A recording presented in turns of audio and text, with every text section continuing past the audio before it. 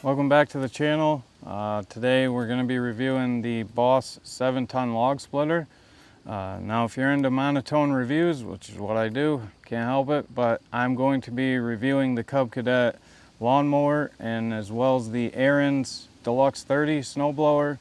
I don't know how the snowblower works. As you can see, there's no snow. The Cub Cadet though, so far it's been pretty good. I would recommend it, but we'll go in a more in-depth review. Maybe that'll be this fall yet. Most likely it'll be in the spring. Gives me a little extra time to own it. But let's get into this log splitter. I wasn't too sure about buying an electric log splitter. Thought maybe I'd have to get a gas one. More ton. This is only 7. I was a little concerned, but once I fired it up, I was really impressed with it. I've gotten, I think, 2 logs that I was a little concerned it might not go, but ultimately it split every piece of wood I've put through here. Those 2 that it almost stopped on had some really big knots in it, so I couldn't blame it if it did fail. I have seen some other videos. You just turn the log a little bit, try it again, but let's go ahead and get into this thing. So one nice thing about this is you could store it laying down like it is, but one thing I really like is that this thing can just stand up, but before you do it, this handle just twist off. Pretty simple. And then this is going to be where that's going to lean onto. A little bit of a hill here, but I'll see if I can't stand it up. It might, yeah, it kind of wants to tip. Yeah, it's not this thing's fault. It's the fault of this little piece of property here. So anyways, now you're in the upright position and it really is out of the way. So that is one big plus about this. If you got a lot of implements or a lot of things that you use, trying to find storage space in a barn, that's a big deal for me. Before every use, kind of like when you have a lawnmower or anything and you're checking the oil, this is where our hydraulic oil goes. AW32 is what they recommend. This just unscrews. Unfortunately, I don't have my ratchet down here, but it's, I believe, a 17 millimeter. You just go ahead, twist that off. It's going to be just like a regular dipstick. So wipe it off, put it back in. Make sure you're below the min and max, just like you would an oil dipstick. And then on this side, over here, you can see this wing nut here. So when you go to operate it, you got to twist this thing 5 times. I'm not going to go ahead and twist it all the way around 5, but what you're doing there is you're relieving the pressure. So as this thing comes forward, you're building pressure up. This just allows it to escape a little bit so we don't blow out the seal in there. So remember to do that every single time you start this thing up. I close it when I lift it up, and then I'll open it right before runtime. All right, one more thing to mention would be this thing has to be level. If it's tilted down at all, when this thing's running forward, it gets to here and it wants to stop. So I couldn't figure out why it was doing that. I thought it looked level, but I don't know. I think we're slightly up right now. But nonetheless, as long as you're a little up versus a little down, this ram's going to go all the way. And your power button located right here.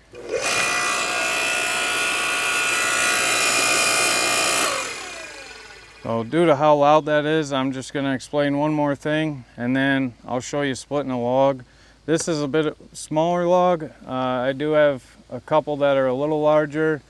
I've split some that were probably like maybe 16-ish was the biggest one. So this little piece of wood here, it's just a small little tree.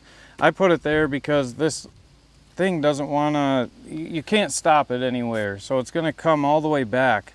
You'll see when operation, when you push this handle down, it goes forward. Once you let off, it automatically returns. Well, by putting this on there, I save a small amount of time. It's not much, but it definitely helps. So we'll go ahead and get this log split.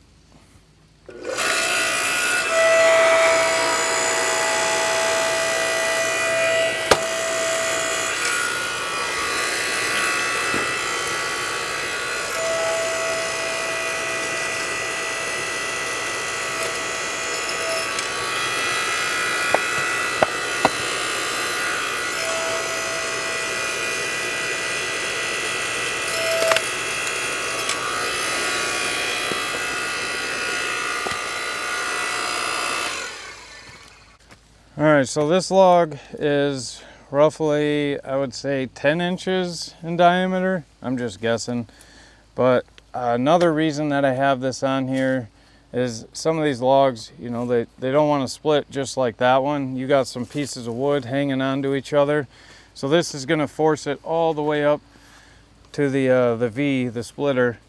And this does not go all the way up. I wish it did, but it does fall about this short. So adding this definitely helps get the log all the way through. Might have a little bit of difficulty here.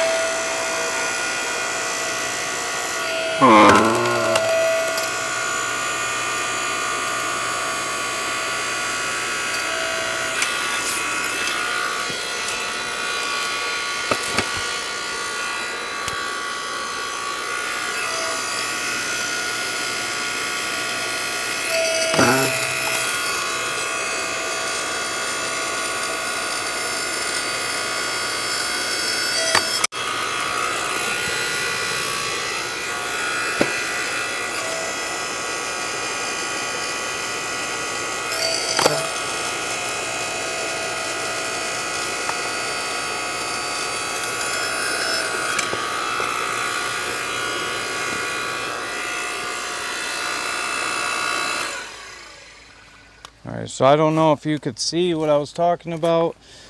You get stuff like this just hanging on to the other log, so just adding that and getting it all the way through helps. When you get those other logs like that first one, it just pops right open, so you don't have to run it all the way forward. You can just get it to here, and it kind of speeds things up. It just depends on the log you're using.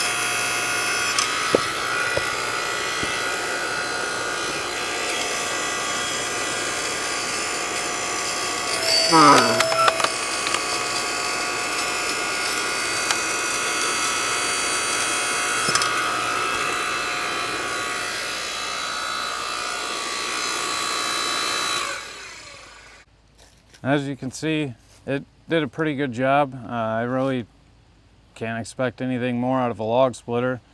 Obviously, this is purely residential use. I mean, if you're going through,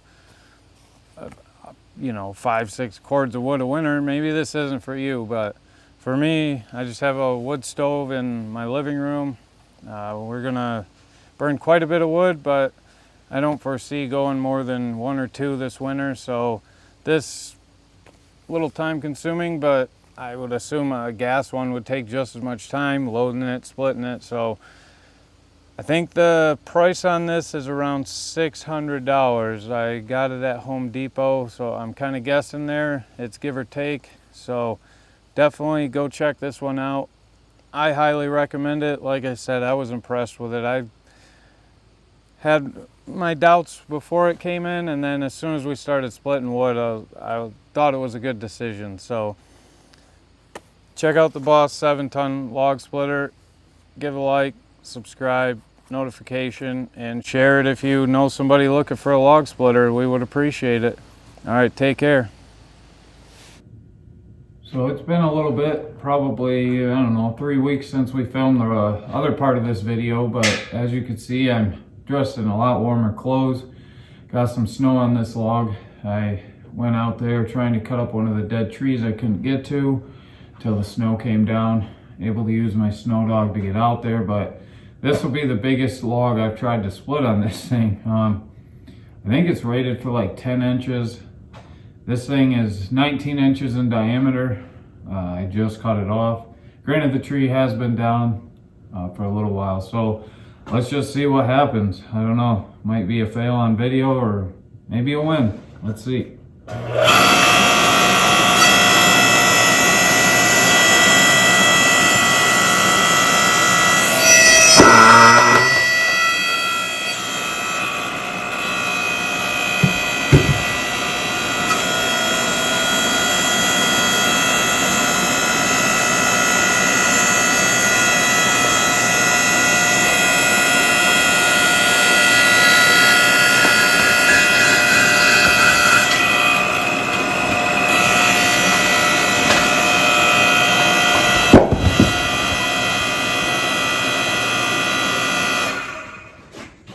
Alright, well, they split it, so I guess that's good. I'm guessing sometimes with these bigger logs, maybe you gotta flip it around, do it again, but it worked out. I'm surprised. I thought I was gonna have a problem, but this thing is definitely surprising me. So, and don't forget this little log here because it stops right there. So this just gets you right up to there. Just make sure you don't split your little log because the teeth dig in and it's, you know, kind of hard to keep these little ones around. So usually you're trying to split them up this big, and once you got a little piece like that, it's hard to chainsaw them up to that size. So yeah, pleasantly surprised. It hasn't let me down yet. I've split a bunch of wood now, so I'm more than happy with this thing.